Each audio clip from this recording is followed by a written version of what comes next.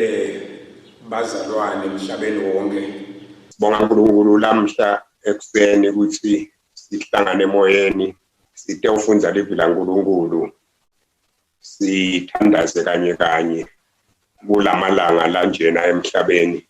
Kulamalanga besikhulumisana nje ngekuthi uthi uNkulunkulu nabantu batithoba bafuna buso bakhe badepende kuye yena utakubavikela abalwele eme nabo aconfirm livi lakhe lafakazele ukuthi lingeke laphelelwa ngemandla. Uthi ke Jeremiah, God is watching over his word to confirm and fulfill it. Lamuhla ngifuna ukuthi sifunze nje incwadi ya Isaya sahluko sesithathu verses 4 na 5. Ngitabe sengicathanisa ke nencwadi yabaseThesalonika. Ngifuna ukukhuluma namhla ngelibandla laNkulunkulu, emandla elibandla laNkulunkulu. Bantu kabathi ukuthi libandla laNkulunkulu limcoka kangakanani. Abawate amandla elibandla laNkulunkulu. Uthi Jesu akhuluma ngaleli bandla lakhe.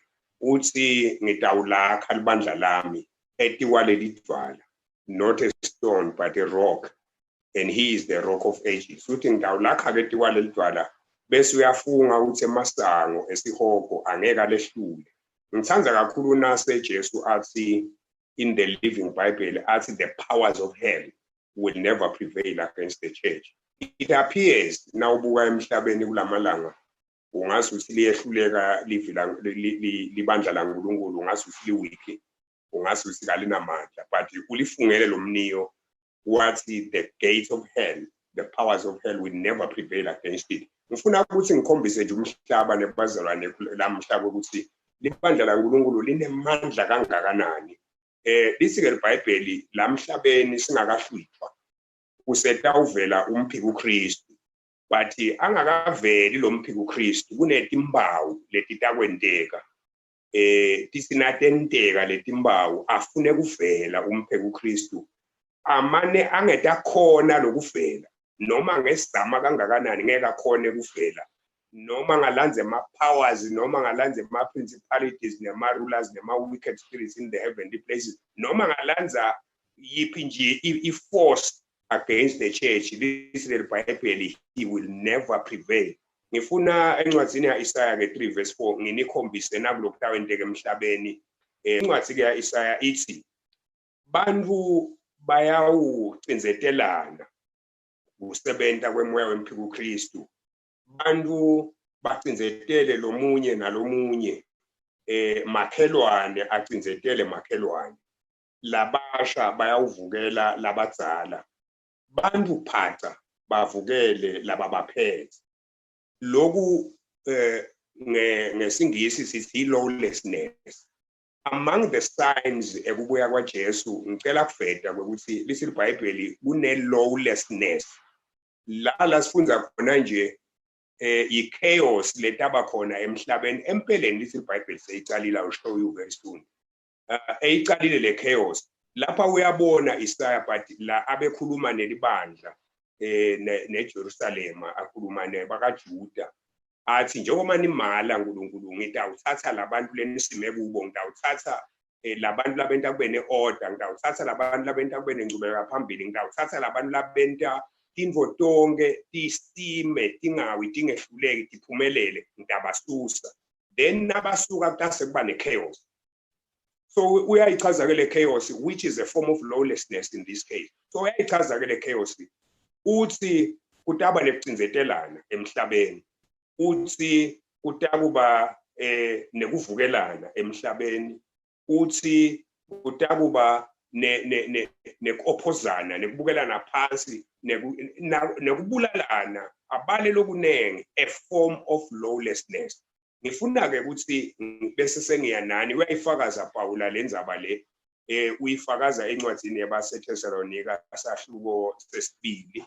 Ngicela khona kufunza verses 5 ngigcine nje nga7 ngathi nga8 la khona ayichaza le lawlessness and the power of the church. Ngoba abantu abathi bacabanga ukuthi libandla laNkulunkulu nje bantu kadana bafokati tintfo nje. Libandla laNkulunkulu uNkulunkulu in the church, uNkulunkulu in the body of man for those that are born again. Lisike lencwadi yabaseThesalonika 2 verse 5 kuya ku-8. Anisakhumbuli yini ukuthi ngesikhathi ngisenani nganitshela ngaletinto, nani niyathi ukuthi usabanjwe yini kwanyalo lo mphiko uKristu lo tawufela. So ukuze efike ngaleso sikhathi lesamiswa ukuthi embulwe, noma ngafuna kangakanani umphiko uKristu kufela, noma umoya wakhe ungasebenza kangakanani, noma angachamuka kuyiphi angle and direction, noma indlela angayenda, lise iBhayibheli ngeke aphumelele futhi ngeke afele, but ubanjwe yini. Selizike iBhayibheli nani niyathi ke ukuthi usabanjwe yini kwanyalo ukuthi angafeli. Ukhuluma Pawula nebantu ukuthi bayathi manje bebangathi. Ngiyathi buta nje ukuthi ngabe ibandla laNkulunkulu liyathini ukuthi limjoka kangakanani, liyawathi lemandlalo. Ubona abantu phaca bayathini ukuthi ibandla laNkulunkulu yini. Uthi ke kuze utawufela ngalesikhathi lesimisiwe, but ubanjwe yini. Verse 7 uthi ke ngoba phela emandla ekubade umthetho asaqalile kusebenza ngendlela lefihlakele. Abese khona Pawula ngalesikhathi lesi uthi nabuke emhlabeni ubone amandla ekusebenza kwekubade umthetho lawlessness. Sekuqalile kuyasebenza manje ngendlela lesakhi, ngendlela lecunning, ngendlela lefihlakele, is not yet open. So uthi ke invo nje, I'm reading verse 7, invo nje lona losamvimbile kwamanje utawuchubeka ente njalo azimate asuswe. Uthi umphiko uKristu lo moya wakhe wekubade umthetho so uqalile kusebenza. Look at verse 8. Uthi verse 8 bese ke loyo longenamthetho uyembulwa, kepha ke naye utambhubhisa Jesu ngemavi nangemoya wemlomo wakhe. Umphiko uKristu indvodza yekungabi namthetho. Umphiko uKristu indvodza ye-chaos. Umphiko uKristu indvodza ye-disorder. Umphiko uKristu indvodza ye-uprising. Umphiko uKristu indvodza yema-wars. Umphiko uKristu indvodza yema-false prophecies, in a false peace, false joy. Lize lithi iBhayibheli navela umphiko uKristu bantu batakuthi peace, peace. Kanti in the midst of the peace declaration utabe soyavela uya-image umphiko uKristu abakhombise abantu ukuthi ungubani. For 3.5 years utabe avela athi peace, joy, athole a large following. But lithi leBhayibheli noma ngabe uyakhanuka angeke akhone kuvela until loyo losamvimbile abe taken out of the way. Uthi ke lo mbuto ubani lovimba umphiko uKristu. Ngicela ukukhumbula ke bazalwane, lovimbe umphiko uKristu bathi bafunzi beBhayibheli njengoba kusho lapha nje ukuthi nani niyathi ukuthi usabanjwe yini kwanyalo ukuze ambulwe ngesikhathi lesifanele, ngoba vele lamandla ekubade umthetho asaqalile kusebenza emhlabeni. Mane kwamanje utawuchubeka ente njalo angambuleki, angafeli, angasibendi until azimate suswe lo mvimbili. Lo mvimbileke bazalwane bathi labanye bohulumende, akusibo bohulumende. Bathi labanye mhlawumbe imithetho lethide lesebendako, akusiyo imithetho lethide. Empeleni bathi labanye ngumoya ongcwele losebandleni, in a way nguye. But mbambambamba lo vimbe umphiko uKristu kwekuthi angambulwa, angafeli, angakhoni kusebenza, angahlala esitulweni, emandla akhe angaphumeleli. Ngekusho kweLibhayibheli lithi nguleli bandla laNkulunkulu leli la emhlabeni. Libandla laNkulunkulu ngicela kusho lamhla ekuseni, bandla laNkulunkulu ake sentiqonze ukuthi nibobani. Ake sentade ukuthi nibobani, ninemandla langakanani. Libandla laNkulunkulu noma lingabukelwa phansi kulamalanga langa, noma mhlawumbe nemasondo angavalwa, but mbambambamba le chaos lengabe seyiyenteka emhlabeni. Lithi leLibhayibheli le lawlessness lengabe seyiyenteka emhlabeni. La khuluma ngayo Jesu la athi engathi Isaya athi takwente ngase ivele iyenteka ngalokuphelele ngabe sibona ama-full colors ayo, ngabe sibona iya-prevaila, ngabe sibona konke tindoda ibheke phansi, ti-topsy-turvy, upside down, but akwenteki ngoba leli bandla laNkulunkulu lisekhona la. Libandla laNkulunkulu, uNkulunkulu are in the midst of his people. uNkulunkulu leading and guiding, uNkulunkulu living inside of the individual members of the body of Christ. Angeke, as long as we are here, angeke kwenteke konke lalafuna ukuthi uKristu kwenteke. Sinemandla. Athi ke encwadi yabaseFesu la ngekhathi kithi njengelibandla laNkulunkulu kunemandla lavusa Jesu kulabafiki. Abese sokuthi la ngekhathi kithi kune-boundless energy, aphindze futhi athi kune-endless strength. Emandla lalanga kithi ngekhathi makhulu kakhulu, aze ke Johane ngale ku1 John 4 verse 4 athi greater is he who is in you than him that is in the world. La kunema-spirits that operate against the church. The spirit of the Antichrist, as isifunzilela, this is the Bible, is already at work. Nawubuka i-disorder, nawubuka i-chaos, nawubuka i-lawlessness, empeleni lithi iBhayibheli angakabuyi Jesu, i-justice itakwehluleka. Utawuya enkantolo udliwe licala lingakakuhli, kutaba na a lot of chaos nema-bribers and everything letinto letitabe tenteka. But lokuthi kungenteki ngale ndlela lekumele singabe kwenteka ngayo is because we are still here.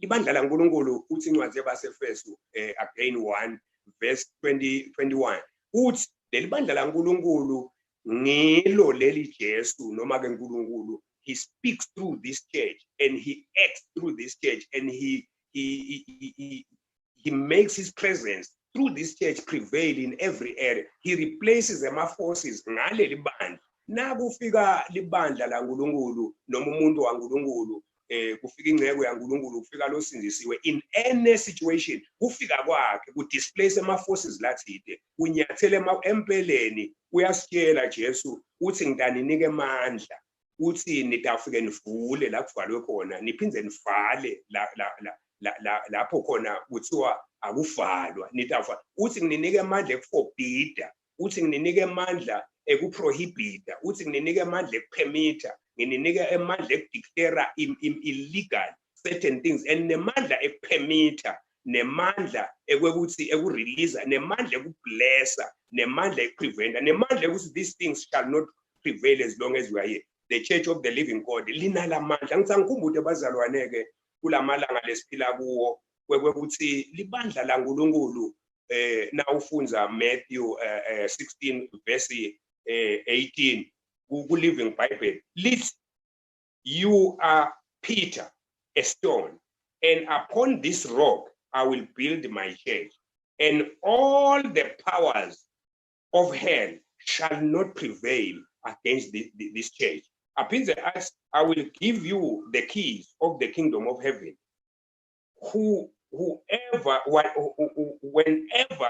Whatever door you lock on earth shall be locked in heaven, and whatever door you open on earth shall be open. Ngemandla langa elibandla laNkulunkulu.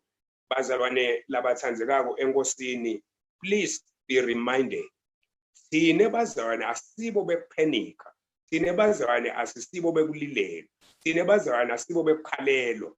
Noma simo sinje empeleni, ngabe si-west lesimo kube kakukho thina, ngabe si-west lesimo kube abekho bazalwane, kube kabathandazi, kube abangcusi, kube kabapliti, kube abatithobe phambi kwaNkulunkulu. Ngikhumbula Nehemiya abethunjiwe angekho naseveni lakubo, kepha asenile Israyeli, onile Juda, bonile abantwana baNkulunkulu. Nehemiya efa kusebhishitwe neJerusalem asondo kunetibonza tiwile tiphansi, wacela wabuyela ekhaya, wathi nefika wathi nami noma bengekho ngonile la, nami noma bengekho I'm part of this.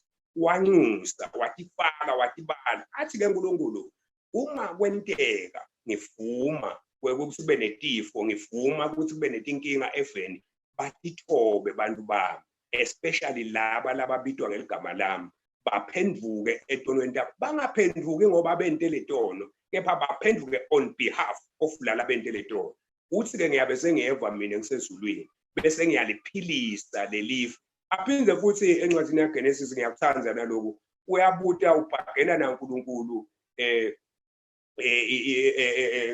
Abrahama uthi ake uchaze nakungendeka uthi uyefika kulenzawo njengoba utawiphi ufuna kuyibhubhisa ukhanze ukuthi kulendzawo kunebantu labathide labaphilela uNkulunkulu laba upright lama mesaba uNkulunkulu utayibhubhisa inlenzawo isingilozi yaNkulunkulu no ngeke ngiyibhubhise na ungakhanza ke sebathide still ngeke ngiyibhubhise na ungakhanza ke sebathide still ngeke ngiyibhubhise ngicela kwenze ngikhumbule abazalwane lo mhlaba lesiphila kuwo ngabe uwest ngabe akuhambeki ngabe kakuphileki ngabe kakwenteki lutho if the church of the living God were not here.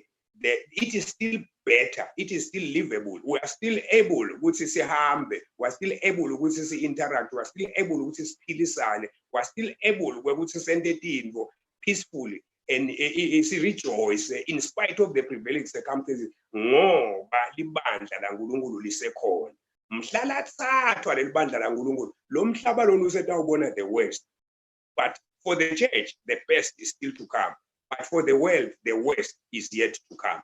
Sikhona labazalwane asisibo bantu nje, asisibo bantu kadala nje, asisibo bafokati nje, asisibo bekulilelwa nje, ngithi lesiphethetikhiya tekuphila la, ngithi lesesatshwa i-antichrist, ngithi lesivimbe i-antichrist, ngithi lesimenta angafeli, ngithi lesimehlulekisako, ngithi lesimcinzetele uphansi kwetinyawo tethu, but mhla sahlwithwa sahamba nalo moya lo lakithi wahamba, then umhlaba-ke uyawubona the true colors of the antichrist, uyawubona the true colors of lawlessness, uyawubona the true colors of life lelingenaNkulunkulu.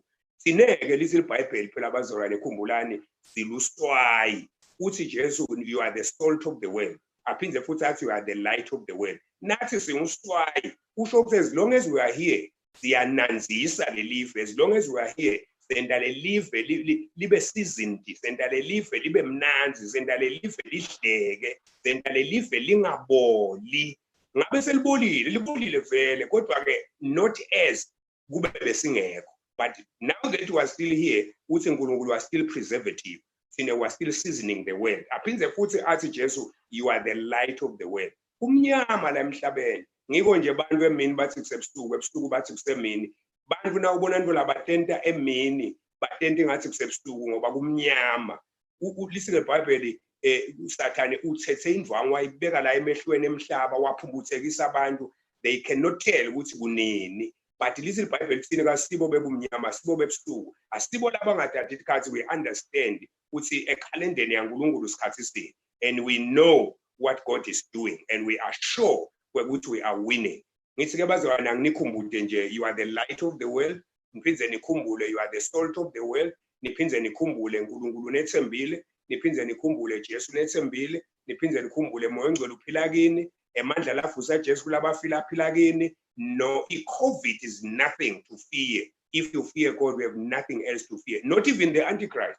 Ngoba i-antichrist iyabhawa empeleni imile ayiveli, ne-COVID will bow to the church. Ultimately, the COVID will bow to the church, but the church of the living God has been given keys to open and to close. And we have got power to bring things, conditions, and situations under our feet in the name of Jesus Christ, the Son of the living God. Ngithi bazalwane khumbulani lokhu, naSathane nethusa, naSathane ahlasela, uthi ke Jesu lesingakwenda thina akusiko lokwesaba, akusiko lokuwara, akusiko lokusidzeka, akusiko lokusangana. Sibasemini nale timo tivela uthi ke Jesu cast all your cares upon me because I care for you. Ngiyakuthanda naloko ukuthi he cares for us. Uthi ke lo munye lo si wa cast usho ukuthi believe that God cares enough. Kanti futhi not only cares, he can do what he has promised. And wethu njengelibandla na njengemhlaba is to apologize ngilo where we have wronged God, where we have hurt God, where we have disgraced God, where we have disappointed God. Ours is to apologize, is to withdraw this, is to clean our record, is to plead the blood of Jesus on and over all those areas of our lives lasehluleke khona bese lifike leBhayibheli settle it in your heart lokuthi lo nkulunkulu lonibitile wethembekile ukufulfilla lama promises lawo entile, and all his promises are yea in Christ and they are amen by the church. Nasi say amen to the promises of God. Little Bible, yes, we are endorse lama promises akhe awenta prevail and watches over the promises he has made to make sure that they come true and that they prevail. Uthi ke lo munye loThiwa Khasti usho ukuthi throw all those burdens that you have, throw all those fears that you have, throw all those worries that you have, throw all those challenges that you have, throw all those sicknesses that you have, throw all those curses, throw all those things that weigh so heavily on you, throw them upon him, cast them on him. He cares, and he will make sure you are sustained under the weight thereof. And also, he will make sure that you are liberated and that you live above them and that you overcome. We are not victims, we are victors. We are the church of the living God, and the gates of hell will not prevail against it. We are those that make sure that the Antichrist is not yet revealed, and he won't be revealed as long as we are here. I know there are theories, but this is my belief, that the church of the living God prevents the appearance of the Antichrist in all his full colors. He won't appear. But lama signs las kombisa was any day now we may be going home. Nangabe ngisilele sivimbile, nangabe ma signs around us asitshela ukuthi lotawo uyeda. Nangabe letinto setigcwaliseke almost all of them. Sesibona ne-lawlessness, sesibona nekuvukelana, sesibona netifo letingenakwelashwa, sesibona nekufeinta kwebantu, sesibona nekudideka kwebantu, sesibona nekusangana kwebantu, sesibona nekudangala kwebantu, sesibona nekuthi there are no solutions, there are no answers. Sesibona siphuma kuma-absolutes sigena kuma-relativism. Sesiyabona-ke ukuthi lotawo uyeda ngekalibale. We may lift up our heads and start ukuthi our redemption draweth nigh. uNkulunkulu wezulu ke bazalwane anibusise emenani, anigcine, anihole alwethi imbitenu, anivikele egameni laJesu. Amen.